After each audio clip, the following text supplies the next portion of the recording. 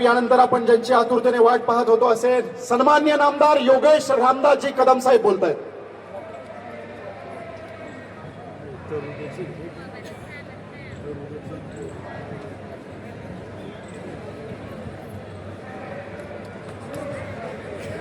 छत्रपती शिवाजी महाराज की, छत्रपती संभाजी महाराज की, भगवान बिरसा मुंडांचा. आवाज आला नाही, पुन्हा एकदा. भगवान बिरसा मुंडांचा. जागतिक आदिवासी दिनाच्या निमित्ताने आज अकोले तालुका येथे भव्य रॅली आणि या जाहीर सभेच्या निमित्ताने व्यासपीठावर उपस्थित शिर्डी लोकसभा मतदारसंघाचे खासदार सन्माननीय भाऊसाहेब वाघचौरेजी, माझे विधिमंडळातील सहकारी, आपल्या जिल्ह्याचं उमद नेतृत्व, आमदार सन्माननीय अमोलजी खताळ, उपस्थित शिवसेनेचे अहिलानगरचे जिल्हा प्रमुख कमलाकरजी खोते, उपस्थित आज खऱ्या अर्थाने ज्यांनी सन्माननीय एकनाथ शिंदे साहेबांच्या हृदयामध्ये मनामध्ये आपलं स्थान निर्माण केलंय आणि त्यांच्या सहकाऱ्यांच्या सहकार्याने आज इथे भव्य दिव्य अशी ही सभा आणि रॅली आज इथे पार पाडली जाते. खऱ्या अर्थाने माननीय एकनाथ शिंदे साहेबांनी परवाच्या दिवशी रात्री मला फोन करून कल्पना दिली की साहेबांना दिल्लीला जावं लागणार आहे, मला दिल्लीला जावं लागणार आहे, त्यामुळे योगेश माझ्याऐवजी तू या कार्यक्रमाला पोहोच. माझ्या मनामध्ये एकच विचार आला, साहेबांनी स्वतःहून मला फोन करून सांगितलंय, कोणाकरता सांगितलंय, का सांगितलंय. आता खरं तर आजचा हा जागतिक आदिवासी दिन हा महाराष्ट्रामध्ये बहुतांश जिल्ह्यांमध्ये हा साजरा केला जातोय, सगळ्या राज्यामध्ये संबंध जगामध्ये साजरा केला जातोय. मग मला विशेष म्हणून फक्त अकोले तालुक्यामध्ये जाण्यासाठी साहेबांनी का सांगितलं, इथे आल्याच्या नंतर लक्षात आलं की इथे मारुती रायासारखं एक चांगलं उमद नेतृत्व तयार होत आहे आणि ज्याच्या पाठीशी माननीय एकनाथ शिंदे साहेब खंबीरपणे उभे आहेत. आणि म्हणून इथे आल्याच्या नंतर माझ्या लक्षात आलं आणि आजच्या या कार्यक्रमाचे आयोजक आपले शिवसेनेचे सर्व पदाधिकारी, विशेष म्हणजे मारुती मेंगाळ असतील, जगनशेठ देशमुख असतील आणि ज्यांचं नाव मला आवर्जून घ्यायला हवंय ते म्हणजे आमचे डॉक्टर JB बोर साहेब असतील, उपस्थित सर्व मान्यवर, शिवसेनेचे सर्व पदाधिकारी. मी अधिक वेळ घेणार नाही. मला कल्पना आहे की आज जागतिक आदिवासी दिन आहे आणि विशेषतः सर्व तरुणांना या दिनाचा आनंद लुटायचा आहे. हा दिवस आमची भाषणं न ऐकता आपल्याला वेगळ्या पद्धतीने आनंदामध्ये हा दिवस साजरा करायचा आहे. म्हणून मी अधिक वेळ काही भाषण करणार नाही आणि मी प्रामाणिक मताचा आहे की नेत्यांनी जनतेसमोर भाषणं कमी करावी आणि जनतेसमोर कामं जास्त करावी या मताचा मी आहे. नक्कीच आज माननीय एकनाथ शिंदे साहेबांच्या माध्यमातून राज्यमंत्री म्हणून माझ्याकडे महत्वाची खाती आहेत. त्याच्यामध्ये गृह विभाग म्हटल्यानंतर संबंध पोलीस यंत्रणा आली, महसूल म्हटल्यानंतर तलाठीपासून, सर्कलपासून, तहसीलदारांपासून, प्रांतांपासून ते कलेक्टरांपासून ते विभागीय आयुक्तांपासून सगळी यंत्रणा आली. ग्रामविकास म्हटल्यानंतर अगदी सरपंचांपासून ते ग्रामसेवकांपासून ते BDO पासून, जिल्हा परिषद CO पासून ते ग्रामविकास सचिवांपर्यंत सगळी यंत्रणा आली. अन्न नागरी पुरवठा म्हटल्यानंतर राष्ट्रीयची सगळी दुकानं आली. अन्न आणि औषध प्रशासन म्हटल्यानंतर आता आमचे आयुक्त तुकाराम मुंडे साहेबांच्यामुळे हे खातं जरा आता लोकांना कळायला लागलंय. ही सर्व प्रशासकीय यंत्रणा बांधवांना आज माझ्या देखील मतदारसंघामध्ये आज जागतिक आदिवासी दिन आम्ही साजरा करतोय, पण मी जरा वेगळ्या पद्धतीने साजरा करतोय. मी माझ्या मतदारसंघामधील माझ्या रत्नागिरी जिल्ह्यामधील सर्व आदिवासी बांधवांना मी एका छताखाली आज आणलेला आहे. जवळपास आता आमच्याकडे लोकसंख्या कमी आहे परंतु महत्वाची आहे. जवळपास 6 ते 6.5 हजार आदिवासी बांधवांना एका दिवसामध्ये शासनाच्या सगळ्या योजनांचा लाभ द्यायची योजना आज मी कार्यक्रम माझ्या मतदारसंघामध्ये मी राबवलेला आहे.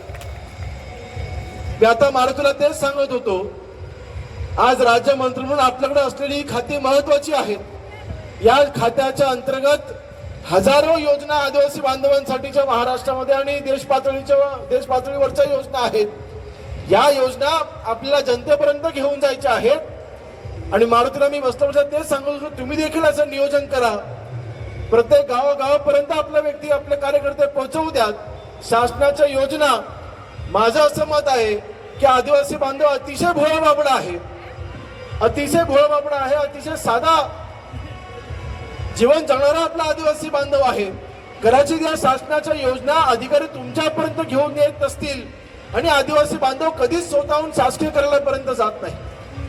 तो बिचारा अधिकाऱ्यांसमोर पण मान खाली घालून बोलतो, तो अधिकाऱ्यांना घाबरतो, लोकप्रतिनिधींना कदाचित घाबरतो. आणि मला वाटतं आपल्यासारख्या लोकप्रतिनिधींनी हा पुढाकार घेतला पाहिजे. शासनाच्या सगळ्या योजना या आदिवासी बांधवांच्या घराच्या त्यांच्या दारापर्यंत आपण लोकप्रतिनिधीने पोहोचलं पाहिजे, ही आपली जबाबदारी आहे. आणि आपला पुढचा कार्यक्रम मला वाटतं आज आपला हा आनंदोत्सव साजरा होऊ द्या, त्याबद्दल अजिबात दुमत नाही. जल्लोष आहे, शेवटी हा जोशच तरुणांना पुढे घेऊन येतो. परंतु आपला पुढचा कार्यक्रम आपण ह्या शासनाच्या योजना जनतेपर्यंत पुढे घेऊन येण्याचं आपण नियोजन करा. हा योगेश कदम भावासारखा तुमच्या पाठीशी उभा असेल, तुम्ही मागाल ती मदत. आणि 350 किलोमीटर माझ्यासाठी काही नाही. आम्ही एक दिवसभरामध्ये 500-600 किलोमीटर आम्ही सहज गाठतो, काही अडचण नाही, कंटाळा अजिबात नाही. माननीय एकनाथ शिंदे साहेबांनी ज्या विश्वासानं आमच्या खांद्यावरती ही मंत्रिपदाची जबाबदारी दिली आहे, हे मंत्रिपद आम्ही जनतेचा उपयोगी नाही आणू शकलो तर या मंत्रिपदाला ह्याला काही उपयोग नाही, या मताचा मी आहे. तुमच्या मदतीसाठी आम्ही आहोत, आम्ही तुमचे सेवक आहोत. जनतेच्या योजना तुमच्यापर्यंत पोहोचाव्यात हे आम्ही प्रयत्न केले पाहिजेत. होय, आज मला अभिमान आहे, आज माननीय एकनाथ शिंदे साहेबांच्या नेतृत्वाखाली माननीय एकनाथ शिंदे साहेब 2.5 वर्ष मुख्यमंत्री असताना ऐतिहासिक निर्णय आदिवासी बांधवांसाठी घेतलेले आहेत. परंतु आज आपण दुर्दैवाने फक्त मुख्यमंत्री लाडकी बहीण योजना हीच योजना प्रसिद्ध झाली, आपण फक्त त्याबद्दलच बोलतो. परंतु आदिवासी बांधवांसाठी माननीय एकनाथ शिंदे साहेबांनी देखील अतिशय महत्वाचे निर्णय घेतले. त्याच्यापैकी सर्वात महत्वाचा निर्णय, आजपर्यंत महाराष्ट्राच्या इतिहासामध्ये अनुसूचित जमातीकरिता स्वतंत्र आयोग नव्हतं. ते माननीय एकनाथ शिंदे साहेब मुख्यमंत्री असताना साहेबांनी अनुसूचित जमातीकरिता स्वतंत्र आयोग राज्य स्तरावरती स्थापन केलं. हा निर्णय माननीय एकनाथ शिंदे साहेबांच्या नेतृत्वाखाली झाला. आपल्याकडे अनेक आदिवासी बांधव युवक तरुण आहेत जे शिकू पाहत आहेत, ज्यांना डॉक्टर व्हायचंय, ज्यांना इंजिनियर व्हायचे, ज्यांना उच्च शिक्षण करायचंय. परंतु अशा आदिवासी बांधव तरुणांना, युवकांना प्रोत्साहन देण्याकरता शासनाच्या भक्कम अशा योजना नव्हत्या. माननीय एकनाथ शिंदे साहेब मुख्यमंत्री असताना साहेबांनी राज्य स्तरावरच्या आणि केंद्र स्तरावरच्या ज्या कॉलेजच्या ऍडमिशनच्या व्हायच्या अगोदर ज्या परीक्षा असतात, जशी नीटची परीक्षा असू द्या किंवा जेईईची परीक्षा असू द्या, ह्या परीक्षाची केंद्र फक्त आदिवासी बांधवांकरता स्वतंत्र केंद्र एकनाथ शिंदे साहेबांनी चालू केली. ह्याचा आपण लाभ घेतला पाहिजे, ह्याची माहिती आपण तरुणांपर्यंत पोहोचवली पाहिजे. जे आदिवासी बांधव पीएचडी करू पाहत आहेत, वर्षातून 100 पीएचडी विद्यार्थ्यांना शिष्यवृत्ती देण्याचा निर्णय देखील आपल्या माननीय एकनाथ शिंदे साहेबांनी घेतला. मारुती, हे सगळे निर्णय आपण युवकांपर्यंत पोहोचवले पाहिजेत. होय, आपण अनेक मागण्या इथे केलेल्या आहेत, परंतु असे अनेक निर्णय आहेत आणि त्याच्यापेक्षा सर्वात महत्वाचा निर्णय माननीय एकनाथ शिंदे साहेब मुख्यमंत्री असताना साहेबांनी निर्णय घेतला. ज्या क्षेत्रामध्ये 50% पेक्षा जास्त लोकसंख्या आदिवासी बांधवांची आहे, त्या क्षेत्रामधील ज्या सरकारी जागांमधील वर्ग 3 आणि वर्ग 4च्या ज्या भरतीच्या जागा असतील, त्या सगळ्या जागा 17 संवर्गाच्या जागा या सर्व भरतीने आदिवासी बांधवांनाच दिल्या गेल्या पाहिजेत. हा महत्वाचा निर्णय माननीय एकनाथ शिंदे साहेबांनी घेतलाय. मला वाटतं ह्या आज आदिवासी दिनाच्या निमित्ताने हे सगळे निर्णय मी का आपल्याला सर्वांना सांगतोय, ह्या तुमच्यापर्यंत पोहोचल्या पाहिजेत, ह्याचा लाभ तुम्ही घेतला पाहिजे. आमच्या आदिवासी बांधवांना खऱ्या अर्थाने त्याचा विकास करायचा असेल तर ह्या शासनाने घालून दिलेल्या सगळ्या योजना यांची अंमलबजावणी झाली पाहिजे. आणि मला वाटतं आज मंत्री म्हणून, आज व्यासपीठावरती बसलेला आम्ही सर्व लोकप्रतिनिधी म्हणून आमची जबाबदारी आहे, ह्याचा लाभ आम्ही तुम्हाला मिळवून दिला पाहिजे, ही आमची जबाबदारी. आणि आजच्या आदिवासी दिनाच्या निमित्ताने शपथ घेऊया की होय, हे सर्व योजना आम्ही तुमच्यापर्यंत पोहोचवू आणि प्रत्येक आदिवासी बांधवांचा विकास करून दाखवू, ही शपथ आजच्या दिवशी आम्ही घेतली पाहिजे. आणि शपथ घ्यायला आज योगेश्वर इथे हजर झालेला आहे. आणि दुसरं कुठलंही राजकारण नाही, दुसऱ्यांना कुठलंही राजकारण नाही. बांधवांना इथे मारुती यांनी इथे अनेक विषय मांडले, त्याच्यामध्ये त्यांनी पैसा त्यांनी कायद्याचा इथे उल्लेख केला. आपला सण माहिती आहे की पैसा कायदा अनेक वर्षांपासून आपल्या राज्यामध्ये आहे, परंतु याचं परिक्षेत्र वाढवण्याचं काम देखील माननीय एकनाथ शिंदे साहेबांनी केलं. आणि मला वाटतं आज लोकसेवेच्या माध्यमातून, आज शिवसेनेच्या माध्यमातून आम्ही जनतेपर्यंत पोहोचतोय. वंदनीय हिंदुराज सम्राट शिवसेना प्रमुख बाळासाहेब ठाकरे यांच्या मी शिवसैनिक. लहानपणापासून मी माझ्या घरामध्ये फक्त धनुष्यबाण पाहिलं आणि इथे आल्यानंतर पण एकच जाणीव झाली की आदिवासी बांधवाच्या हातामध्ये पण 3 कमान आणि शिवसैनिकाच्या हातामध्ये पण धनुष्यबाण म्हणजेच 3 कमान. तुम्ही आम्ही आपण एकच आहोत, आपण काही वेगळे नाही, आपण काही वेगळे नाही. आणि म्हणून मला वाटतं आज आदिवासी बांधवांच्या विकासाकरिता आज जे मुद्दे इथे मांडले गेले, मी आपल्या सर्वांना शब्द देतोय, माननीय एकनाथ शिंदे साहेबांच्या वतीनं शब्द देतोय. मला माहिती आहे भाषण चालू झाल्यापासून डीजेचा आवाज पलीकडे वाढलाय, परंतु काही फरक पडत नाही. यांचा आवाज दाबण्याची ताकद शिवसैनिकांमध्ये आहे, याच्या डीजेच्या आवाजाने आम्हाला काही फरक पडत नाही, काही फरक पडत नाही.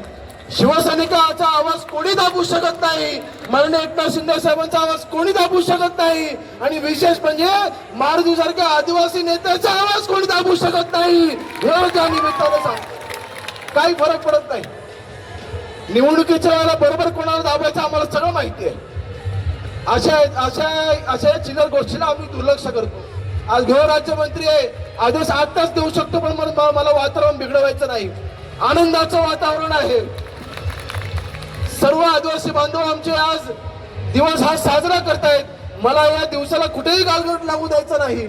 आज मंत्री म्हणून माझी ती जबाबदारी आहे. म्हणून जे काय करतात करू द्यात, काय फरक पडत नाही. आपल्याला फक्त आदिवासी बांधवांची सेवा करायची. आज माननीय एकनाथ शिंदे साहेबांना तेच फक्त अपेक्षित आहे. होय, निवडणुका येतात, निवडणुका जातात, तुम्ही आमचं नातं हे जपलं पाहिजे, तुम्हा आमचं नातं हे कायमस्वरूपी राहिलं पाहिजे, टिकवलं पाहिजे. ती आमची जबाबदारी. ते नातं जपणारा नेता आज मारुतीच्या माध्यमातून आज आपल्या जगनशेठ देशमुख असे त्यांच्या माध्यमातून आज आम्हाला दिसतंय. त्यांना पाठिंबा देण्याकरता शिंदे साहेबांनी आज आम्हाला इथे पाठवले. आणि दुसरं कुठलंही राजकारण नाही, दुसरं कुठलंही राजकारण नाही. बांधवांना आपल्या सर्वांना एक अतिशय मोठा इतिहास लाभलेला आहे. आपला सण माहिती की भगवान बिरसा मुंडा, त्यांचा इतिहास कदाचित आजच्या तरुणांना माहिती आहे की मला माहिती नाही, परंतु त्यांचा इतिहास हा साधा इतिहास नाही. इंग्रजांच्या विरोधामध्ये लढा देण्यासाठी अनेक महात्मांची नावं घेतली जातात, अनेक क्रांतिकारांची नावं घेतली जातात, परंतु भगवान बिरसा मुंडांचं नाव तसं तितकं जास्त घेतलं जात नाही. परंतु त्यांनी जे बलिदान दिलं, वयाच्या 25व्या वर्षी आपला जीवदम बलिदान देणारे आपले भगवान बिरसा मुंडा होते. त्यांचं बलिदान हे आपण लक्षात ठेवलं पाहिजे, त्यांच्याकडनं आपण आदर्श घेतला पाहिजे. होय, आज योगेश कदम कुठल्या जातीचा आहे, समाजाचा आहे, ह्याला महत्व नाही. एकदा योगेश कदम आमदार झाला, मंत्री झाला की तो सगळ्या समाजाचा आहे, ही शिकवण आम्हाला वंदनीय बाळासाहेबांनी दिली. त्या भावनेमधून आम्ही तुमची मदत करण्याकरता आज आम्ही इथे उपस्थित आहोत. भगवान बिरसा मुंडा हे माझे देखील आदर्श असले पाहिजेत. बळजबरीने धर्मांतर करणं आणि बळजबरीने जमिनी लाटणं, आदिवासी बांधवांच्या जंगलामधला असला अधिकार हा मिळवून मिळण्याचा संघर्ष भगवान बिरसा मुंडांनी इंग्रजांशी केला. म्हणून आज आदिवासी बांधव ताट मांडून जगू शकतोय.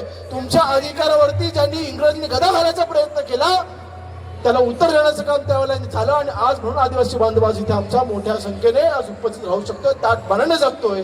हे आपण कधी विसरत कामा नये. हे आदर्श आम्ही पण घेतले पाहिजेत ना, फक्त आदिवासी बांधवांनीच का.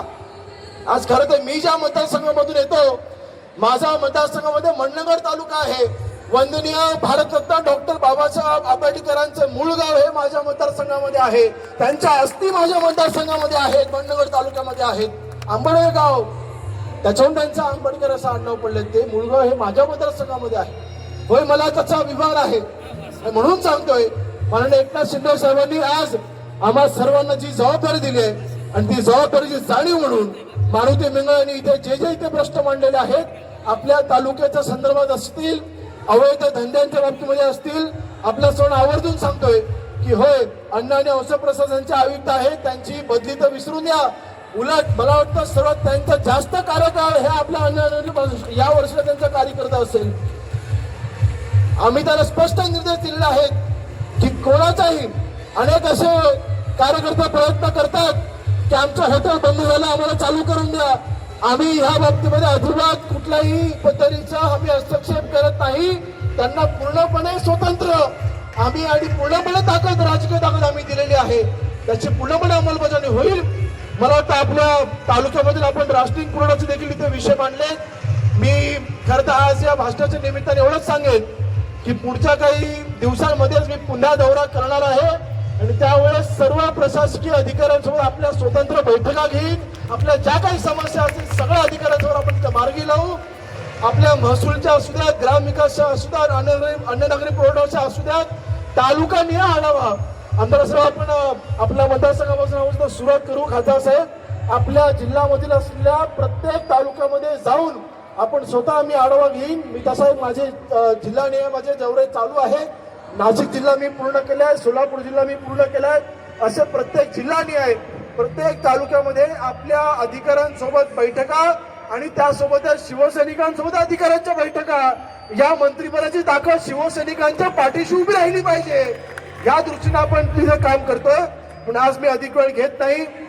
माननीय एकनाथ शिंदे साहेबांनी आपल्याला आज इथे मनपूर्वक शुभेच्छा दिलेल्या आहेत. या आदिवासी दिनाच्या निमित्ताने माननीय एकनाथ शिंदे साहेबांनी यायची प्रचंड इच्छा होती, परंतु साहेबांचा दिल्ली दौरा होता, तिथे काही महत्वाच्या बैठका होत्या म्हणून साहेबांनी मला सूचना केल्या. परंतु माननीय एकनाथ शिंदे साहेब नेहमी आपल्या पाठीशी आहेत. आपल्या जाताना सर्वांना एकच सांगेल की माननीय एकनाथ शिंदे साहेब ही साधीसुधी व्यक्ती नाही. किंबहुना आपल्या सर्वांना माहिती आहे एकनाथ शिंदे साहेबांचा इतिहास. माननीय एकनाथ शिंदे साहेब हे ठाण्यामध्ये रिक्षा चालवायचे. रिक्षा चालकांपासून ते शाखा प्रमुख शिवसेनेचे, शिवसेनेच्या शाखा प्रमुखापासून शिवसेनेचे नगरसेवक झाले, शिवसेनेच्या नगरसेवकांपासून शिवसेनेचे आमदार झाले, शिवसेनेच्या आमदारपासून शिवसेनेचे मंत्री झाले, शिवसेनेच्या मंत्रीपासून महाराष्ट्र राज्याचे मुख्यमंत्री झाले. परंतु मी रिक्षावाला होतो हे साहेब कधी विसरले नाहीत. रिक्षा चालकांपासून ते मुख्यमंत्री पदाचा प्रवास हा माननीय एकनाथ शिंदे साहेबांचा आहे आणि म्हणून त्यांना गोरगरिबांच्या प्रश्नांची जाणीव आहे. अशा नेत्यांच्या नेतृत्वाखाली आज आम्ही सर्व काम करतो याचा आम्हाला अभिमान आहे.